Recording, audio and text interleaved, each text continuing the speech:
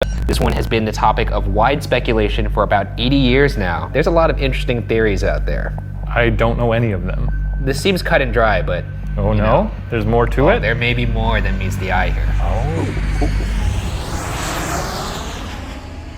एक फाइनल मेडे कॉल, ना प्लेन का कोई अता पता। इस थियरी के मुताबिक अर्हाट और न्यूनन ने हॉलैंड आइलैंड लोकेट करने की बहुत कोशिश की, लेकिन फ्यूल खत्म होने लगा। जब पेट्रोल खत्म हो गया, प्लेन कंट्रोल से बाहर हो गया और सीधा पैसिफिक ओशन की गहराइयों में समा गया। लेकिन सवाल ये उठता है, अगर ये सच है तो अब तक प्लेन के डेब्रीज क्यों नहीं मिले? यूएस नेवी ने उस वक्त हिस्ट्री की सबसे बड़ी सर्च ऑपरेशन शुरू की थी, लेकिन ना कोई रैकेज मिला, ना कोई फाइनल प्रूफ कि अर्हाट और न्यूनन उसी समंदर में डूब गए थे। क्या समंदर ने उन्हें हमेशा के लिए छुपा दिया, या फिर यह एक सिर्फ कन्वीनियंट एक्सप्लेनेशन है जो असली सच्चाई को दबाने के लिए दी गई?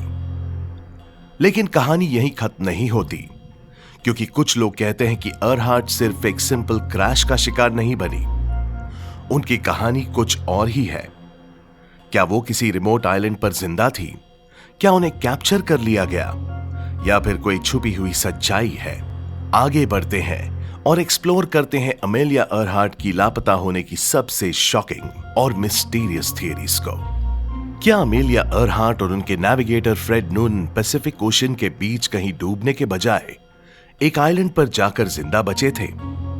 यह थियरी कहती है कि उनका प्लेन हॉलैंड आइलैंड पहुंचने से पहले ही पैसिफिक ओशन में भटक गया और क्रैश लैंडिंग कर दी एक छोटे से आइलैंड पे जिसका नाम है निकोमारोरो आइलैंड।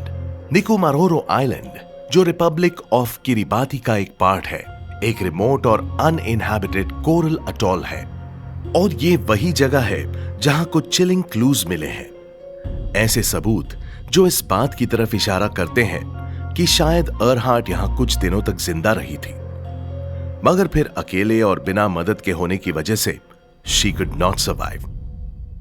2000s में एक रिसर्च टीम ने यहां कुछ चौंकाने वाले डिस्कवरीज की।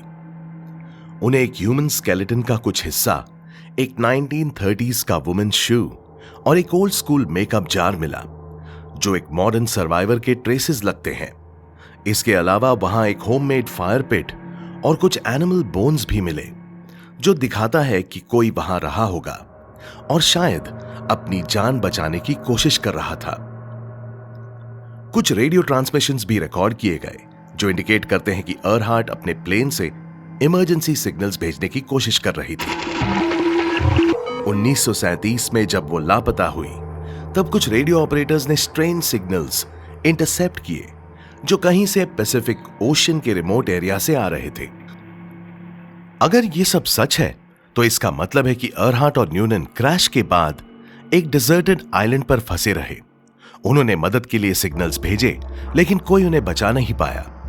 धीरे धीरे बिना पानी और खाने के उनका सर्वाइवल इम्पॉसिबल हो गया, और फिर एक अकेली और ट्रैजिक मौत। लेकिन एक बड़ा सवाल यह उठता है, अगर ये सबूत थे तो ऑफिशियल अथॉरिटीज ने इन्हें इग्नोर क्यों किया?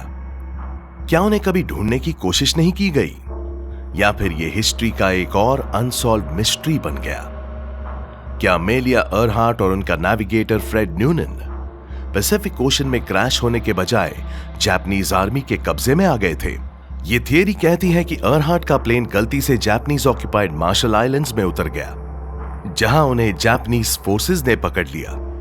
1937 में जब अर्हाट अपनी हिस्टोरिक फ्लाइट पर थी, वर्ल्ड वॉर 2 शुरू होने वाला था और पैसिफिक रीजन ऑलरेडी एक हाई टेंशन जोन बन चुका था। जापान, जो उस वक्त मार्शल आइलैंड्स और साइपान पर कंट्रोल रखता था, किसी भी फॉरेन इंट्रूजन को स्पाई एक्टिविटी के रूप में देखता था। अब सोचो, अगर एक अमेरिकन प्लेन वहां गलती से क्रैश लैंड करता तो क्या होता? क्या जापान ने अर्हाट और न्यूनन को स्पाई समझकर इंटरोगेट किया और फिर उनकी कहानी को हमेशा के लिए छुपा दिया? इस थियरी को सपोर्ट करने वाले लोग कहते हैं कि कुछ मार्शल आइलैंड्स के लोकल्स ने ऐसे लोगों को देखा था जो अर्हाट और न्यूनन जैसे दिखते थे। 1960s और 70s में कुछ यूएस सर्विसमैन ने भी रिपोर्ट्स दी थी कि उन्होंने साइपान जेल में एक अमेरिकन वुमेन के कैप्टिव होने की बातें सुनी थी। और सबसे बड़ा ट्विस्ट, 2017 में एक ओल्ड फोटोग्राफ मिली जो एक डॉक पर खड़े लोगों को दिखाती है और एक वुमन वहां है जो बिल्कुल अमेलिया अर्हार्ट जैसी लगती है। उसके बगल में एक आदमी भी है जो फ्रेड न्यूनन से मिलता जुलता है। क्या यह प्रूफ है कि उन्हें जापान ने पकड़ लिया था? कुछ लोग मानते हैं कि Earhart died when she was under custody of the Japanese, या तो इंटरोगेशन के दौरान या फिर एक सीक्रेट एग्जीक्यूशन में। लेकिन औरों का मानना है कि जापान ने उन्हें, क्या वो किसी बड़े पॉलिटिकल या मिलिट्री सीक्रेट का हिस्सा बन गई थी? क्या वो